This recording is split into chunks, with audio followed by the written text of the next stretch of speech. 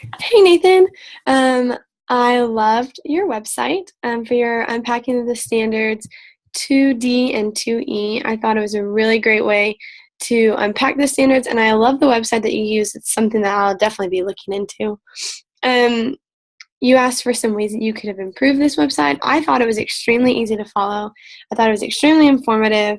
Um, I don't know if there are any ways I can think of at the moment that I would improve on it.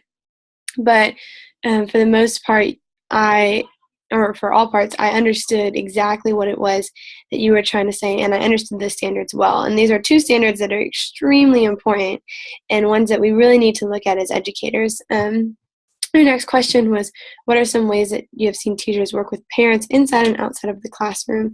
So I was fortunate enough a few weeks ago, I think it was, to sit in with my CE on a parent-teacher conference in the morning.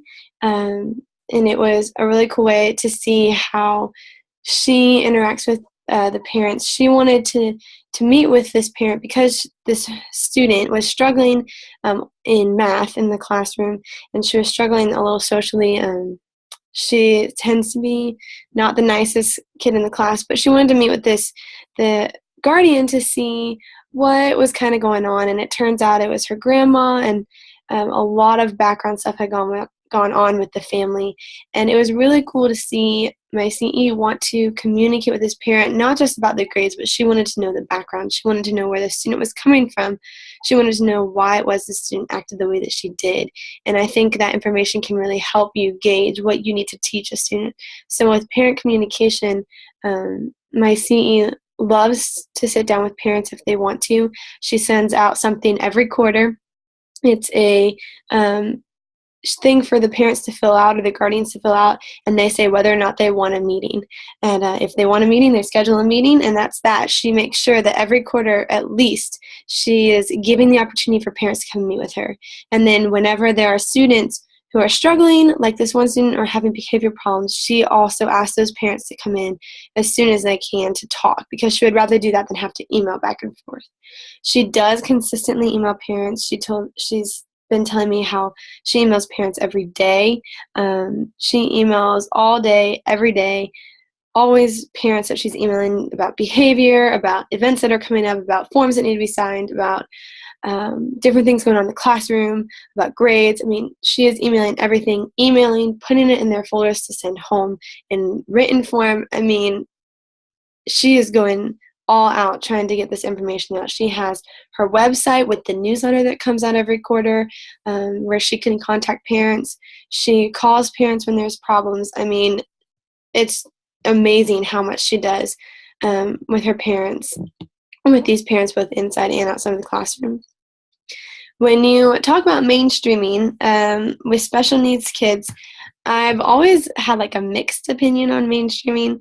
I think that putting special needs kids into regular classrooms is something that needs to happen, at least a little bit, because those students need to have that experience with the real world. If you keep them separated in their special needs classrooms all the time, I mean, how are they going to experience what it's like being in the real world? How are you going to prepare them if you want them to succeed and if you want them to do more than people think they can do? So I think it's definitely important to get them into the classroom, to get them working with other students who are not just special needs, and to get them, have them get a feel of what it's like to be around other people.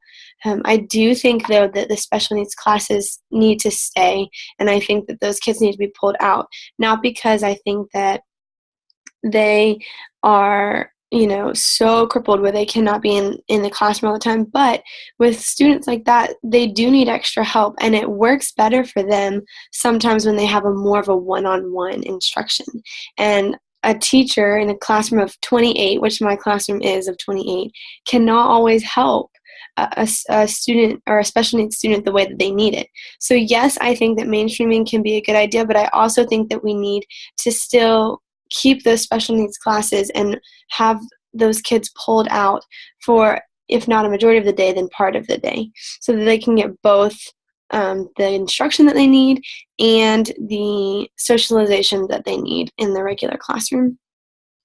And for the last question, says, um, what things would you do to make your classroom friendly for any type of special needs student? And I think that really depends on the type of special needs student that you have. I mean, it could be anywhere from autistic to ADHD to ADD to a learning disorder to a sensory disorder to a social disorder. I mean, there's so many different things. I worked with an anger management kid at camp, uh, and with all the students, there's going to be different things. And I think the biggest thing you can do in your classroom is to be prepared for that student. So when you get your list for the next year of students to come, you get that information and you know what to expect. I mean, you may not know all the little tiny details about what this kid's going to come with, but okay, this kid is autistic and this is what I know about autistic kids. Now, how can I use that knowledge to help me prepare my classroom for this kid? If it's a student who gets angry a lot and they need a cool down area, make a cool down area in your classroom. Set up some way that they can go off and cool down before they come back and not have to interrupt the classroom. If it's an autistic kid that needs just a little more time to do work, give them a little more time to do work. Just look at the needs that they have and then find ways to accommodate them. And I could go on and on and on about different special needs kids and what you can do to make that classroom accommodating. But I think the biggest thing is to know what kids are going to have and then prepare in advance. Talk with those kids. I think especially talk with them, talk with the teachers that had them the previous year. That's a big one. And then talk with parents and see what strategies have worked at home, what strategies have worked in the classroom prior to them coming to your classroom. See what you think you can do. Talk with the student and see if you think that there's something you can work out in between you two. Get to know the student. And there's so many things that you could do that I would do.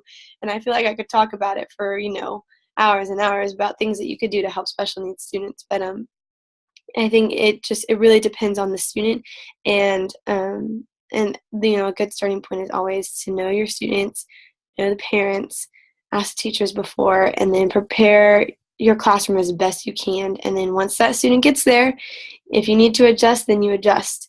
If you need to change, then you change. You don't keep something that's not working. So yeah, and that's what I would do. But all in all, great unpacking, Nathan. I really loved it. I enjoyed learning about these two standards because I think they're extremely important. And yeah, you did a great job. So thanks.